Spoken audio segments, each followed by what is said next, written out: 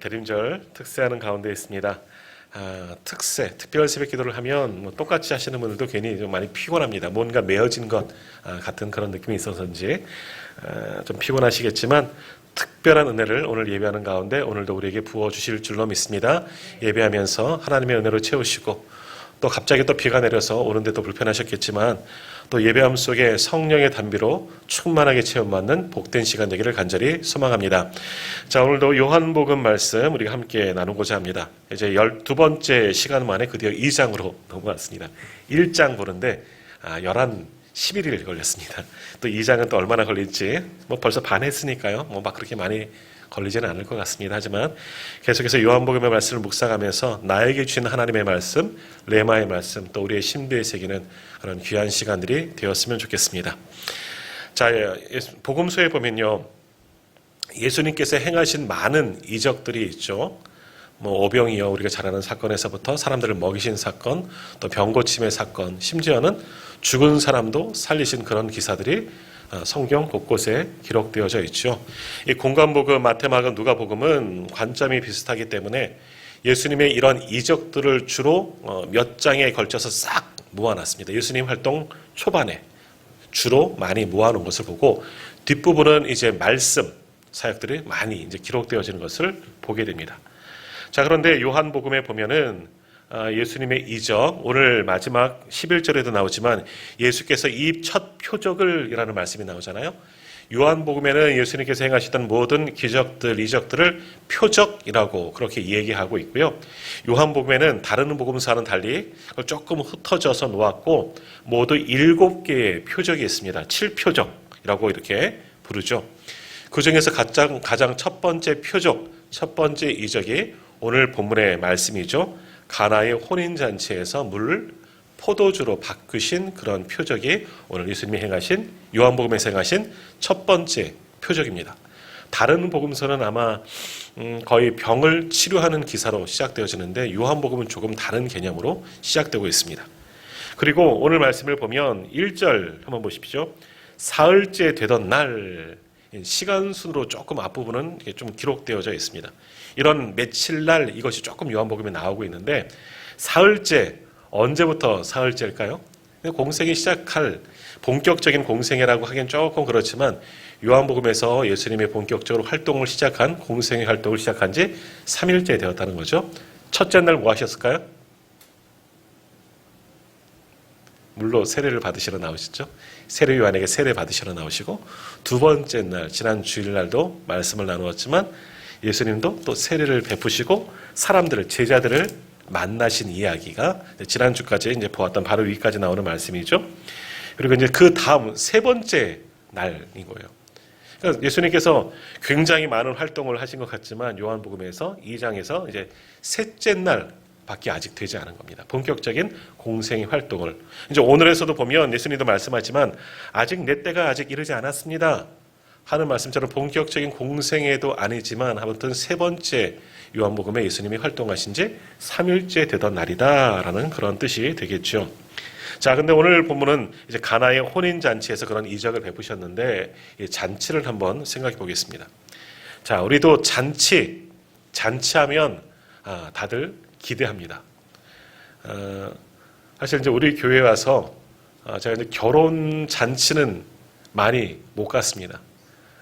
전에 성도도 많았으니까 한 달에 수차례, 서너 차례, 거의 매주 2주에 한 번꼴은 결혼식을 가든지 장례식을 하든지 그랬습니다. 결혼식은 슬프지만 그러나 잔치, 이 결혼식에 가면 장례식은 슬프죠. 결혼식이 슬픈 게 아니라 장례식은 슬프지만 결혼식을 가면 모두 다 즐거워하죠. 가장 좋아하는 사람은 그래도 아마 신랑이 아닌가. 신부가 주인공처럼 보였지만 신랑이 요즘은 신부들도 막 웃으면서 들어가지만 잔치날은 그렇습니다. 잔치집은 그렇습니다. 즐거움이 있습니다. 어느 잔치집이든 잔치를 열어놨는데 슬퍼하고 있는 그런 잔치는 아마 없을 겁니다. 잔치집의 이 잔치날의 첫 번째 특징은 그래서 흥겨움이 있습니다. 기쁨과 즐거움이 있죠. 왜냐하면 그 잔치를 열었다는 것은 뭐예요? 기쁜 일이 있기 때문에, 무언가 좋은 일이 있기 때문에 잔치를 베푼 것 아니겠습니까? 그래서 누가복음에서는 보통 잔치라고 그러지도 않고 큰 잔치라고 많이 표현합니다. 그 큰 잔치는 결국은 하나님 나라에서의 그 잔치를 표현하는 건데 누가복음에서는 큰 자를 하나 더 붙였어요. 그만큼 크게 기뻐하는 즐거움의 잔치이다라는 거죠. 대표적인 예가 뭡니까? 탕자가 돌아왔을 때 아버지가 기뻐하면서 송아지를 잡고 큰 잔치를 베풀었다. 이른 동전을 찾고서도 큰 잔치를 베풀었다. 어린 양을 찾고도 큰 잔치를 베풀었다. 누가복음 15장에 집중적으로 또 그렇게 잔치가 나와 있죠. 이처럼 모든 잔치는 즐겁습니다. 기쁨입니다. 우리가 나중에 가서 천국에서도 이러한 잔치를 경험할 텐데 아마도 엄청난 기쁨과 즐거움이 있을 겁니다. 이 땅에서도 어떤 잔치 그 이상 우리가 경험하지 못한 또 생각하지 못한 그런 아름다운 잔치가 바로 누구를 위해서? 나를 위해서, 우리를 위해서 하늘나라의 잔치가 준비되어진 줄 믿습니다. 그 잔치에 참여하는 우리 모두가 다 될 줄 믿습니다. 자, 아무튼 오늘 본문에 보면 가나라는 마을에 초콜릿 아닙니다. 혼인잔치가 열렸습니다. 이 가나라는 지역은요, 예수님이 활동하셨던 이 갈릴리 주변에 있는 도시는요, 마을들은, 도시라 그럴 수는 없죠. 마을이에요. 굉장히 어렵고 촌동네예요, 사실은. 굉장히 작은 동네들이다라는 거예요. 자, 이 가나도 마찬가지입니다. 갈릴리 시골 마을이에요. 조그만 촌구석에 있었던 혼인잔치가 열렸습니다. 아무튼 조그만 마을에서 열려서도 잔치는 잔치인 거예요. 크게 기뻐하는 잔치가 되었다라는 거죠. 참석한 모든 사람들은 흥에 겨워 즐거워합니다. 그렇게 잔치가 열렸는데 이제 문제가 갑자기 생겼어요. 잔치가 시작된 지 얼마 되지 않은 것 같아요. 근데 바로 문제가 생긴 겁니다. 뭡니까? 3절 말씀에 보면 포도주가 떨어진지라 라고 말씀합니다. 이 포도주는 사람들이 흥을 돋구는데 사용하는 건데 포도주가 똑 떨어져 버린 겁니다. 아마도 작은 마을이라 올 사람이 적었나 보죠. 그래서 아마 이 잔치를 베푼 주인이 적게 준비했는지 아니면 실수해서 적게 준비를 했는지도 모르겠고 아니면 거기 주당들이 모여서 엄청나게 마셔댔는지는 모르겠지만 이유는 알 수 없지만 아무튼 포도주가 똑 떨어진 겁니다. 문제가 생긴 거예요. 한참 흥이 오르고 있을 때 모두가 취해서 기뻐하고 있을 바로 그때에 포도주가 탁 떨어진 겁니다. 이건 사실 그 당시 잔치집에서는 있을 수 없는 일입니다. 왜냐하면 잔치집에서 포도주가 떨어졌다는 것은 파장, 끝났다는 이야기예요. 더 이상 잔치를 하지 않겠다 하는 이야기예요. 근데 이 잔치가 뭐예요? 혼인잔치입니다. 혼인잔치. 우리도 혼인잔치를 권하게 하는 분들이 있지만 하루 정도에 하죠. 제주도는 아시죠? 마을 가족잔치라 그러나요? 마을잔치라 그러나요? 며칠 하더라고요. 결혼하는 그날만 아니라 마을잔치인가 가족잔치인가 그래서 그 다음 날까지도 아주 큰 잔치를 지금까지도 한다 그래요. 제주도 토박이들은 그 잔치 준비하느라고 정말 많은 비용을 쓴다는 겁니다. 근데 지금 오늘 본문에 나오는 이스라엘, 예수님이 계시던 그 이스라엘은요, 당시 혼인잔치는 하루 이틀이 아니라 한 일주일 정도를 잔치를 치른다는 거예요. 없는 사람도, 가난한 사람도 웬만하면 보통은 한 일주일 정도 잔치를 베푼다는 거예요. 좀 여유가 있는 사람들은 2주 동안이나 계속해서 이런 잔치를 베푼다는 거죠. 이거 굉장히 많은 비용도 들어가겠죠. 아무튼 평생에 한 번 하는 결혼식이기 때문에 모두가 즐거워하며 신랑 신부를 축복도 하며 함께 즐기고 기뻐하는 잔치라는 겁니다. 그런데 이 잔치가 시작된 지 얼마 되지 않은 것 같은데 꼭 필요할 만한 포도주가 떨어지는 거예요. 이거는 이 잔치를 베푼 주인으로서 굉장히 난감한 일인 겁니다. 아무리 지금까지 좋은 음식을 대접하고 결혼식이 잘 치러졌어도 성대하게 치러졌어도 포도주가 떨어졌으면 이제 집에 가라는 이야기거든요. 끝났다는 이야기거든요. 굉장히 난감한 일이죠. 이게 뭐야? 갑자기 왜 이래? 사람들에게 원망을 들을 일이 생겼다는 겁니다. 자, 이처럼 사람들이 아무리 많이 모인 곳에도 문제가 생기기 마련입니다. 아니, 사람들이 있는 곳에는 당연히 문제가 생기는 겁니다. 이것이 오늘 본문에서 주는 첫 번째 교훈이죠. 많은 사람들이 있다고 해서 문제가 다 해결되느냐? 또한 그것도 아니라는 거예요. 많은 사람들이 있어도. 사람들이 있는 곳에서는 반드시 문제가 생길 수밖에 없고, 많은 사람들이 있다고 해도 그 문제를 다 해결할 수가 있느냐? 아니라는 거예요. 해결할 수 없는 일들도 당연히 있다는 거죠. 더군다나 지금 유대인들의 잔치에 조금 전 말씀드린 것처럼 최소 일주일 동안 잔치를 베풀었습니다. 웬만하면 여유 있으면 2주 동안. 그러니까 아직도 잔치를 해야 될 날이 많은데 포도주가 딱 떨어졌어요. 완전히 분위기가 깨져버린 겁니다. 조금 전까지 기뻐하고 흥청망청 즐거워하던 모든 이들이 분위기를 완전히 속된 말로 잡쳐버린 거예요.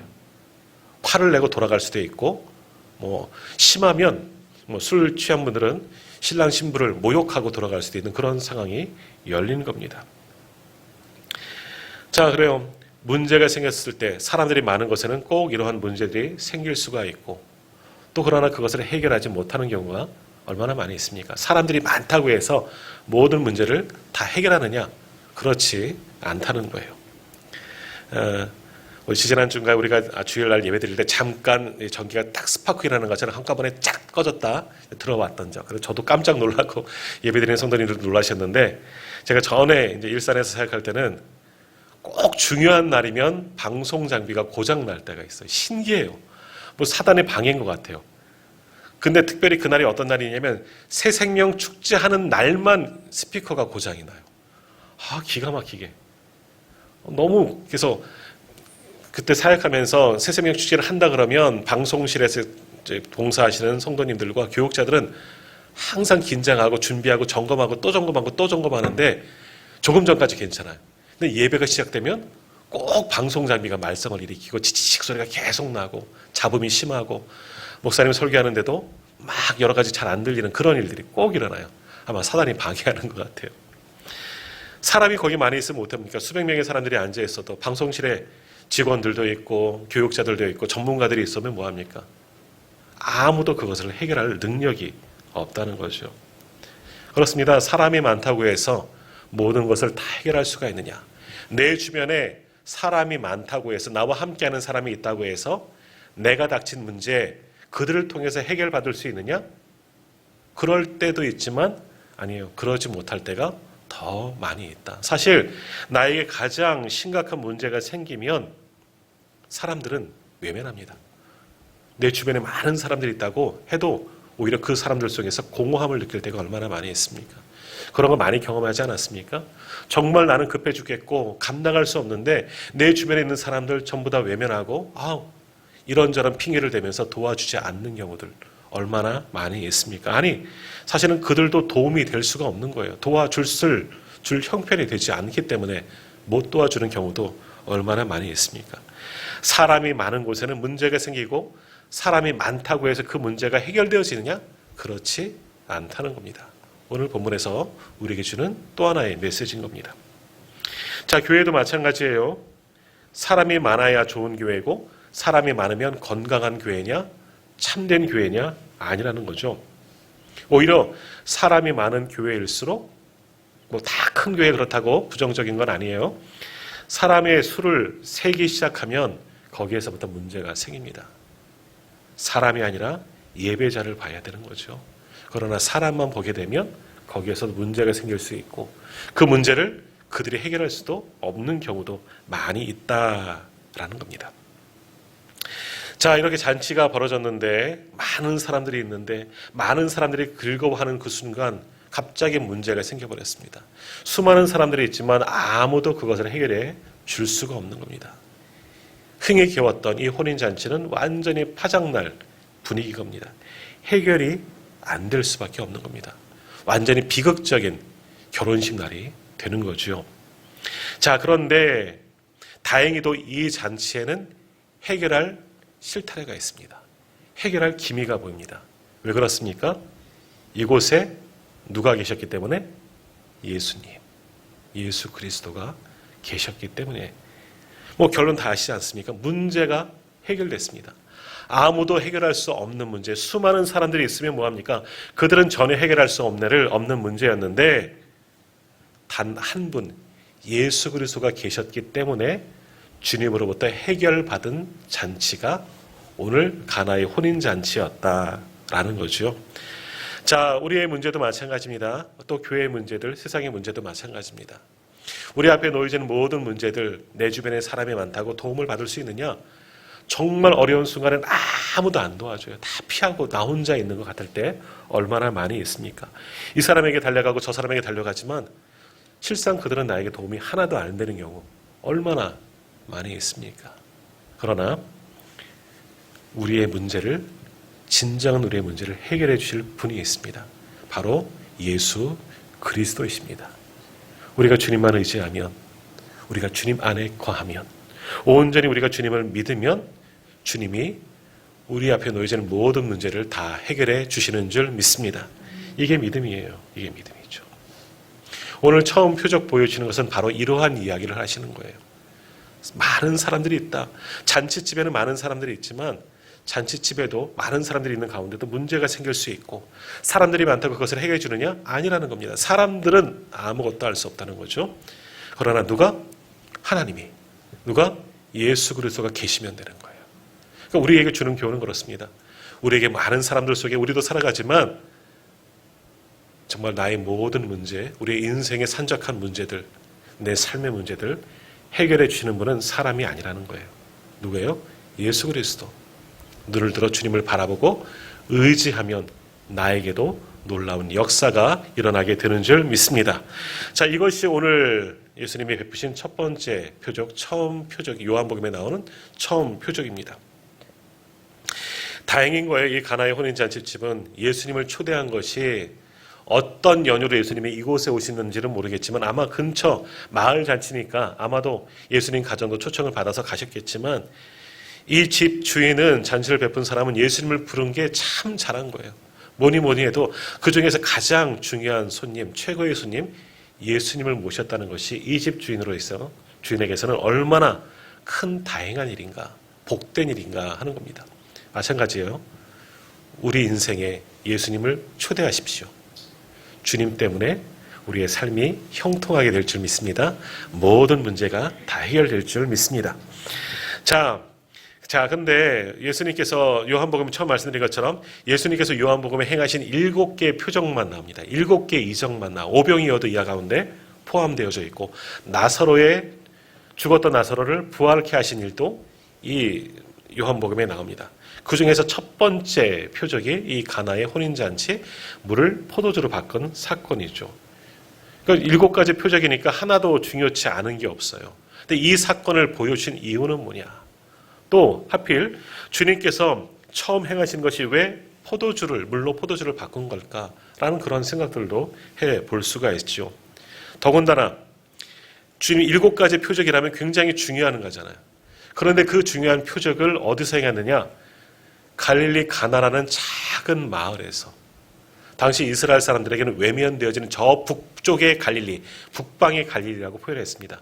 그 갈릴리 조금 돌아서면 거기는 로마 군대가 주둔하고 있는 그런 곳도 있어요. 그러니까 사람들에게, 이스라엘 백성들에게, 유대인들에게 어찌 보면 배척 아닌 배척을 받는 지역이 바로 이 갈릴리 인근이었을 거예요. 그러니까 사람들에게 잘 알려지지 않고 외면하는 동네, 시골 마을이 오늘 본문의 배경이 되는 가나였다라는 거지요. 그런데 이 가나라는 그 동네에, 그 조그마한 마을에 아주 놀라운 역사가 일어난 거예요. 예수님께서 이 땅에 오셔서 요한복음상에서 가장 첫 번째 행하셨던 기적이 이 가나라는 마을에 일어났었다는 거죠. 그 기적이 일어나는 데는 몇 가지 이유가 있었다는 겁니다. 그것을 한번 우리가 상고해 보고자 합니다. 자, 첫 번째, 왜 주님의 능력이, 처음 표적이 가나라는 마을에 일어날 수가 있었느냐라는 거죠. 첫 번째는 뭐냐? 주님을 온전히 알고 주님의 능력을 믿는 자가 바로 그곳에 있었기 때문에 예수님의 처음 표적이 일어나게 되었다라는 겁니다. 자, 오늘 말씀 서두에 말씀드린 것처럼 오늘 예수님께서 요한복음에서 공생애를 시작한 지 몇 번째 날이라고 했습니까? 1절에 나오는 것처럼 사흘째, 세 번째 날인 거예요. 첫째 날 세례요한에게 나타나셔서 그것이 처음 활동이죠. 세례를 받으셨고 하늘에서 성령이 비둘기같이 임하는 것을 보고 하나님의 어린 양이로다 세례 요한의 선포를 받았어요. 둘째 날 세례 요한을 따르는 제자들이 예수님에게 오고 또 그들을 통해서 또 다른 제자들이 예수님을 만나게 되었어요. 베드로 또 누가 있죠? 니고데모, 빌립 이러한 자들도 예수님을 만났습니다. 물론 안드레와 요한은 예수님의 제자가 된 상태이죠. 두 번째 날은 그렇게 제자들을 만난 사건이 있습니다. 세 번째 날이 오늘 본문의 말씀이에요. 자, 그럼 무슨 이야기입니까? 우리는 예수님을 잘 알죠. 우리는 성경도 읽었고 이 뒤에 요한복음 전체를 다 알고 있기 때문에 예수님에 대해서 우리는 알고 있지만 당시 가나에서 예수님을 아는 사람이 있을까? 예수님 주변 사람들은 알겠죠. 예수님의 제자들도 알 수는 있죠. 예수님을 어렸을 때 보았던 사람, 예수라는 사람 알지요. 나사렛이라는 마을에 살고 있는 목수 아닙니까? 그의 아버지 요셉은 이미 어렸을 때 돌아가셨다고 보통 이야기해요. 요셉이고 또 어머니는 마리아라고 알지요. 그 정도만 알고 있을 겁니다. 사실은 그 가나라는 동네에 예수님께서 처음 표적을 행하셨지만 또 그 잔치집에는 많은 사람들이 있었지만 예수님에 대해서 진짜 이분이 누구신지 알고 있는 사람은 몇이나 있었을까? 사실은 아무도 없었습니다. 아무도 없었어요. 예수님의 제자들이 있잖아요. 예수님이 제자가 된 지 며칠 된 거예요? 하루밖에 안 됐어요. 물론 지난주 말씀 나눌 때 하루만 봐도 안드레 같은 경우가 하루를 예수님과 있었더니 완전히 그의 시선이 바뀌었다. 처음에는 라삐어 했는데 그 다음은 메시아를 봤다 이야기하잖아요. 하루만 봐도 바뀐 사람도 있지만 그러나 예수님이 행하신 기적 본 사람 아무도 없어요. 예수님이 행하신 놀라운 일들 경험한 사람은 아무도 없었다는 거예요. 그 가나의 혼인잔치집에 그곳에 있는 모든 무리 중에서 예수님을 정말 잘 알고 있고 예수님의 능력에 대해서 알고 있는 사람은 한 사람도 없었다는 거죠. 아니 사실은 예수님이 이적을 행하신 적이 없잖아요. 아무것도 행하신 적이 없잖아요. 그냥 세례를 받으시고 둘째 날 예수님도 다음 날 나오는 또 거기에 있었고 제자들을 만난 것 뿐이지 예수님의 능력을 직접적으로 보거나 경험한 사람은 아무도 없었다는 거예요. 그런데 그 가운데 그 수많은 사람들 가운데 한 사람이 있습니다. 이 한 사람은 아직 주님의 능력을 보지도 못했지만 주님이 누구신지 알고 있는 사람입니다. 그리고 주님의 능력을 알고 있는 사람입니다. 이 사람이 누굴까요? 어머니 마리아입니다. 마리아. 그럼 마리아는 어떻게 주님이 능력을, 주님의 하나님의 아들이심을 알았을까요? 무언가 경험해서? 아니에요. 어떻게 알았을까? 그렇죠. 우리 홍장로님 말씀하신 것처럼 성령이 알게 하셨잖아요. 언제부터? 임신할 때부터, 아기를 가질 때, 예수라는 아기를 가질 때부터.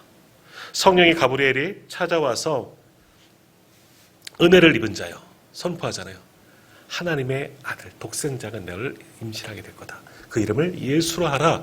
임마누엘이라 하라. 이미 예언의 말씀을 들었잖아요.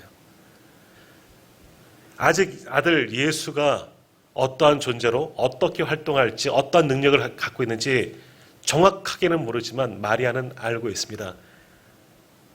자신의 아들, 육신의 아들 이 예수가 누구인지 성령에 따라 하나님께서 태어나게 하신 그 아들, 하나님의 아들이에요.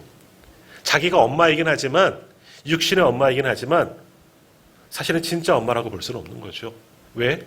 하나님께서 임신케 하셨으니 동정녀 마리아를 통해서 낳게 하셨으니 아버지는 온전하신 분이 하나님 아버지시죠. 아들이에요. 하나님의 아들이시면 그것은 알고 있어요.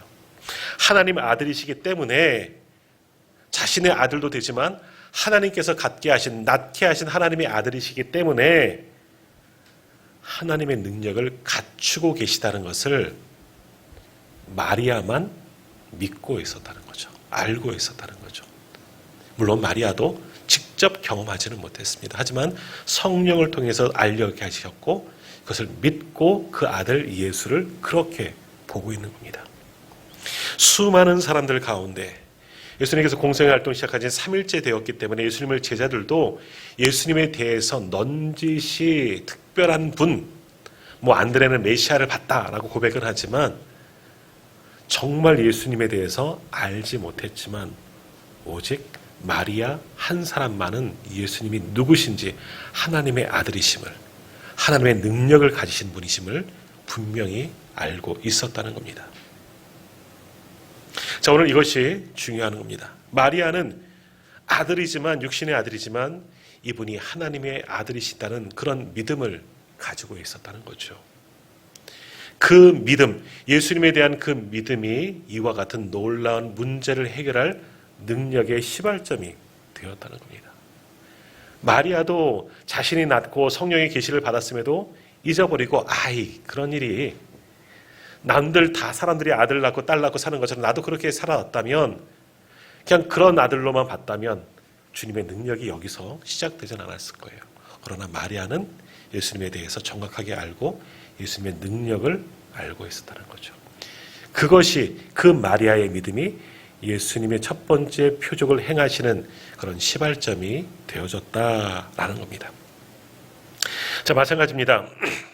우리가 오랫동안 신앙생활 한다고 해서 예수님을 온전히 아는 게 아니고, 교회 다닌 지 수십 년 되었다고 해서 온전히 우리가 예수님을 믿는 게 아니라는 겁니다.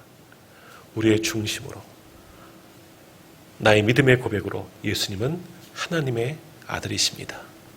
그분이 나를 살리고자 십자가를 지셨습니다. 그 위에서 죽으셨습니다. 주님 때문에 내가 살고 구원을, 영생을 얻었습니다.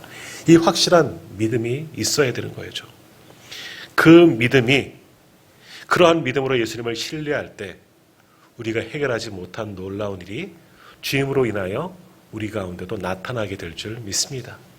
우리도 믿으면, 오늘 마리아처럼 온전히 예수 그리스도를 우리의 중심으로 믿으면 오늘 우리가 살아가는 나의 삶의 자리에서도 이와 같은 놀라운 역사가 바로 일어나게 될 줄 믿습니다.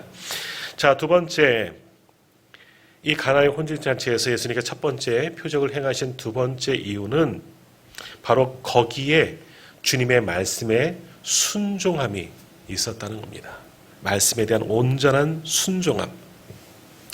우리가 잘 아시고 오늘 본문에도 나오는 것처럼 유대인들에게는 정결 예법이 있습니다. 사람들이 모이는 식사 전에는 손발을 닦는 것, 이것이 어떤 정결 예법이에요. 하나님 앞에 나아갈 때도 물두멍에서 손발을 닦잖아요. 몸을 닦잖아요. 그런 예식들이 있어요.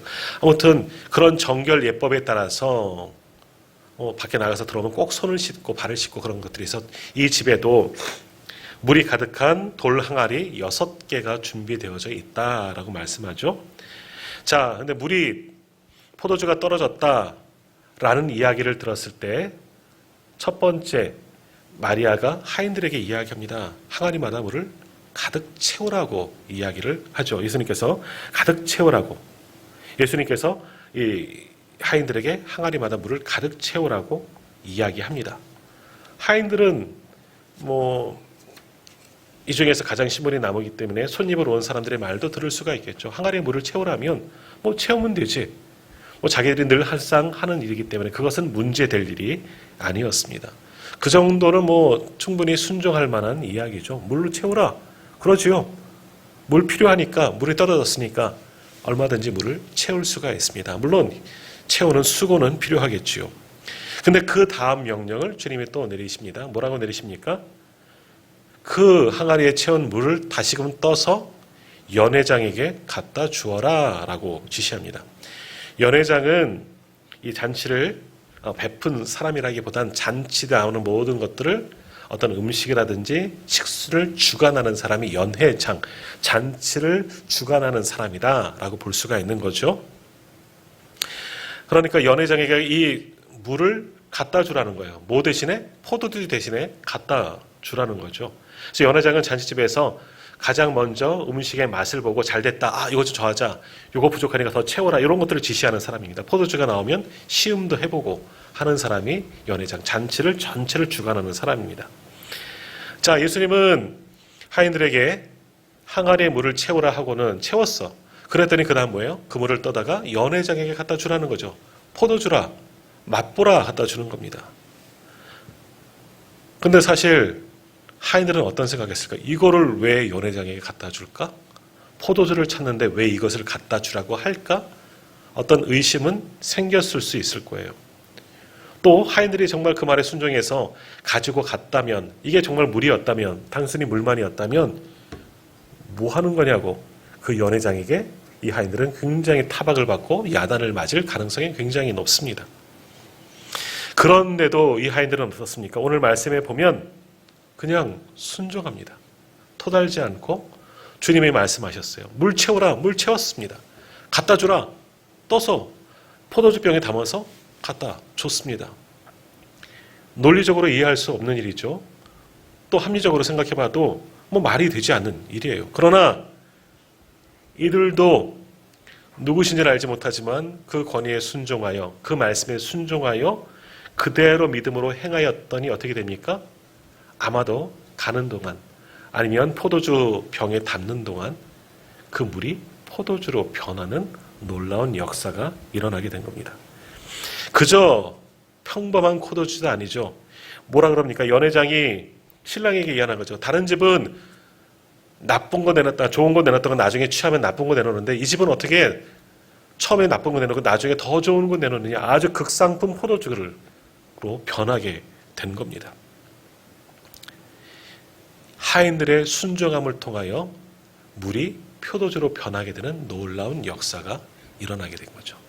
내 생각으로는, 내 머리로는 이해가 안 되지만 주님의 말씀에 순종하였더니, 그 말씀에 순종하였더니 놀라운 기적의 역사가 일어나게 되었다. 이것이 가나에서 있었던 처음 표적이었다라는 거죠. 자, 우리는 어떻습니까? 우리가 오랫동안 예수님을 믿고 있지만, 주님의 말씀을 우리가 잘 알고 있지만, 우리는 그 말씀에 이들과 같은 100% 순종함이 있습니까?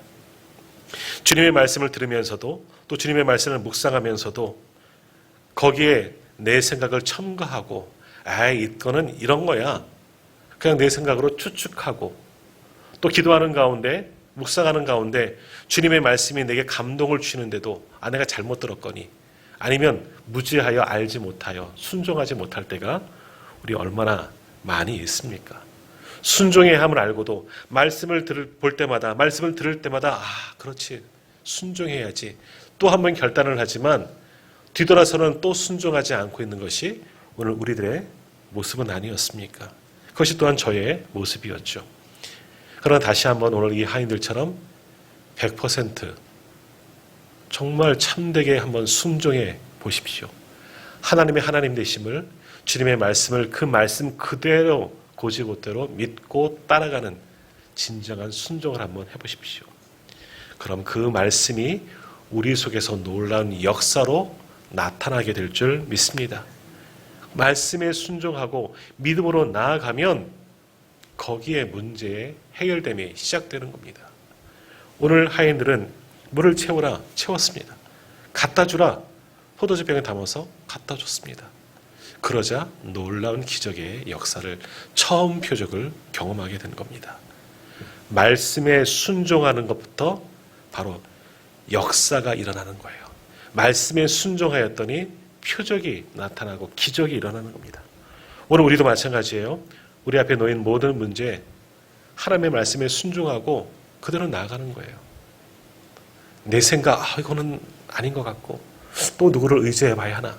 기도해놓고 하나님께 나와 정말 새벽을 깨우고 부르짖고 기도하고 간구해놓고 또 나가서 다른 것을 찾고 두리번거린다면 그것은 순종함이 아니죠. 한번 맡겨보십시오. 그리고 한번 행해보십시오. 그러면 놀라운 역사가 순종하는 우리 가운데 반드시 일어나게 될 줄 믿습니다. 자, 세 번째 우리가 생각해 볼 것은, 오늘 이 모든 상황 속에는 예수님의 권위를 인정하는 사람이 있었다는 거죠. 하나님의 권위를 존중하는 사람이 있었다는 거죠. 역시 마리아입니다. 마리아. 우리가 특세 며칠 후에도 이 마리아에 대해 조금 묵상할 터인데 좀 연관되어진 말씀 같아요. 자, 마리아의 입장에서 이 사건을 다시 한번 생각해 봅시다. 예수님은 아까 말씀드린 것처럼 하나님의 아들이심을 성령을 통해서 이미 알고 있습니다. 아직 그러나 그분의 능력은 경험하지 못했지만 무언가 하실 수 있을 것이란 그런 믿음은 가지고 있었죠. 그러나 마리아는 무엇보다도 아직은 경험하지 못하였지만 주님이 하실 일에 대해서 온전히 믿고 존중했다는 거죠. 이건 하나님에 대한 존중입니다. 아들 예수를 통해서 이분은 하나님의 아들이시기 때문에 이분이 하실 모든 일들 그것을 존귀히 여겼다는 거죠. 확신을 가졌다는 거예요. 그것이 예수님의 영적, 신적 권위에 대한 어떤 존중의 표시가 마리아에게도 있었다는 겁니다. 또 한편으로 예수님도 보십시오. 예수님도 어머니 마리아를 굉장히 존중했습니다. 무엇을 통해서 알 수 있느냐? 자, 오늘 말씀을 한번 좀 보도록 하겠습니다. 3절 말씀을 한번 보십시오. 3절에 이렇게 기록되죠. 포도주가 떨어진지라 예수의 어머니가 예수에게 이르되 저들에게 포도주가 없다 하니 라고 말합니다. 포도주가 떨어졌음을 알았습니다. 잔치집에 있는 사람들, 많은 사람들이 느꼈을 거예요. 그런데 그 사실을 주님께 전했습니다. 얘야, 아들 예수야, 포도주를 네가 한번 만들어보지 않겠니가 아니라 포도주가 떨어졌다라는 소식만, 이야기만 한 거죠. 그럼 뭐예요? 단순히 포도주가 떨어졌다는 사실만 이야기하는 것이 아니라 무언가 할 때가 되지 않았니? 무언가 해야 하지 않겠니? 예수님의 어떤 신적인 능력에 질문을 하는 겁니다. 도움을 요청하는 거죠. 자, 어머니 마리아가 이렇게 예수님에게 포도주가 떨어졌다. 좀 이렇게 달리 말하면 포도주를 만들어줄 수 있느냐, 구해줄 수 있느냐 예수님에게 요청한 거죠. 그때 예수님께서 뭐라고 이야기합니까? 4절 보십시오. 예수께서 이르시되 여자여 나와 무슨 상관이 있나이까? 내 때가 아직 이르지 아니하였나이다. 이 말씀 잘 아시죠? 예수님께서 어머니에게 어머니라 부르지 않고 홍길동도 아니고 뭐라고 불러요? 여자여라고 부릅니다. 여자여. 우리가 부르면 이런 되먹지 않은 라고 나올 수 있어요. 어머니를 여자여라고 부르니까. 근데 당시에는 이게 아니에요. 극존칭이에요. 헬라어로 여자여, 귀네라고 그런 단어를 쓰는데 이거는 여인에 대한 최고의 호칭이에요. 가장 극존칭이에요. 우리가 그냥 생각하는 야 이 여자야 하대하는 게 아니고 굉장히 높이는 단어예요. 그러니까 예수님도 자신의 신적인 권위가 있고 하나님의 아들이시지만 육신의 어머니 마리아를 굉장히 높이면서 이야기했다는 것이 여자여라고 말했어요. 그냥 어머니 이상의 존재로 마리아를 생각했다는 거죠. 예수님은 그렇게 어머니를, 육신의 어머니도 그렇게 생각했습니다. 하나님 섬기듯 하나님을 알듯 육신의 어머니에게도 굉장히 높이는 예수님의 모습을 보게 됩니다. 그러면서 뭐라고 이야기합니까? 내 때가 아직 이르지 아니하였습니다. 아직은 때가 아닙니다. 이건 뭐겠습니까? 주님의 때가 아직 이르지 않았다는 거예요. 주님의 때가 이르지 않았다는 것은 예수님도 당신이 하실 일, 공생의 본격적인 활동의 때가 있는데 아직은 아니라는 거죠. 아직은 주님이 때, 정말 진정한 공생의 하나님의 나라를 선포하고 역사를 일으킬 그때가 아직은 아니다라는 이야기를 하는 거예요. 메시아로서, 사람들 앞에서 메시아로서 그 영적 권위를 보여줄 때가 아직 되지 않았습니다 하는 이야기입니다. 그럼에도 불구하고 예수님은 그럼 아무것도 안 하셨냐? 아니잖아요. 어머니의 이야기를 듣고 일하셨습니다. 내 때가 되지는 않았습니다. 내 때는 뭐예요? 하나님의 때예요. 주님의 때는, 여기서 말씀하고 있는 주님의 예수님의 때는 하나님이 일하실 때인데 지금 마리아는 지금 무언가 하기를 바라고 있죠. 어머니를 존중히 여기며 어머니가 요구하셨기 때문에 아직은 때가 아니었고, 하지만 그러나 어머니가 요구하시니 당신의 때를 포기하고 어머니의 말에 순종하고 어머니의 권위를 높여주는 예수님의 모습을 보게 됩니다. 바로 이 자리에는 정말 존귀히 여기고 서로의 권위를 높여주는 그러한 일이 있었다는 거죠. 이것이 이 처음 표적을 일으킨 또 하나의 원인 중에 하나였다는 겁니다. 예수님이 육신의 어머니 마리아의 권위를 높여준 것, 또 예수님의 어머니 마리아가 예수님의 권위를, 아들이지만 그 권위를 높여준 것, 이건 결국 무엇이냐? 하나님을 높이는 겁니다. 하나님께 하듯 하나님을 존귀히 여기고 하나님 앞에 나는 부족한 자입니다. 자신을 낮추는 것이다 라는 겁니다. 자, 우리에게 적용합니다. 오늘 우리는 하나님을 믿고 있지만 하나님을 어떠한 분으로 알고 있습니까? 우리가 하나님을 지극히 높으신 창조주 하나님이시고 나의 삶의 주관자이심을 믿는다면, 우리가 그렇게 하나님을 높인다면 하나님 아버지도 오늘 우리를 귀히 여겨 주실 줄 믿습니다. 그런 자들을 하나님께서 품어주시고 그런 우리를 위해서 놀라운 일들을 시작하실 줄 믿습니다. 아니, 시작하셨죠. 아니, 일하셨습니다. 지극히 낮은 우리를 위해서 죽으셨잖아요. 이제 우리가 하나님을 진정 우리의 창조주로, 나의 구원자로 지극히 높이며 살아갈 때 그런 우리를 하나님께서 인정하시고 자녀로 삼으신 놀라운 축복을 우리에게도 더하여 주실 줄 믿습니다. 자, 이제 결론 짓습니다. 오늘 우리 첫 번째 이 표적을 통해서 여러 가지를 우리가 경험하게 됩니다. 그러나 무엇보다도 우리는 주님을 아는 것에서 그치지 말고 주님을 온전히 믿으십시오. 주님의 능력을 믿으십시오. 주님 손에 우리의 모든 것을 맡기면 해결되지 못할 문제가 없습니다. 주님의 말씀에 순종하십시오. 그리고 우리의 삶의 자리에서 우리 주님의 권위를 존귀히 여기십시오. 그럼 우리가 존귀히 여김을 받게 될 줄 믿습니다. 그럴 때 우리의 삶의 자리가 잔치집이 되는 겁니다. 내가 뭔가 해결되어지고 좋은 일이 생겨야지만 잔치집이 아니라 주님을 초대한 그 자리, 주님이 계신 그 자리가 바로 잔치집이 되는 거예요. 거기엔 주님으로 인하여 놀라운 역사가 일어나고 참된 기쁨과 참된 즐거움이 넘쳐나는 곳이 되는 겁니다. 주님을 온전히 믿으십시오. 주님의 말씀에 순종하고 그 주님과 함께 동행하는 저와 우리 모든 성도님들, 그래서 잔치집을, 주님이 주는 잔치집을 경험하는 우리 모두가 다 되시기를 주님의 이름으로 축복합니다.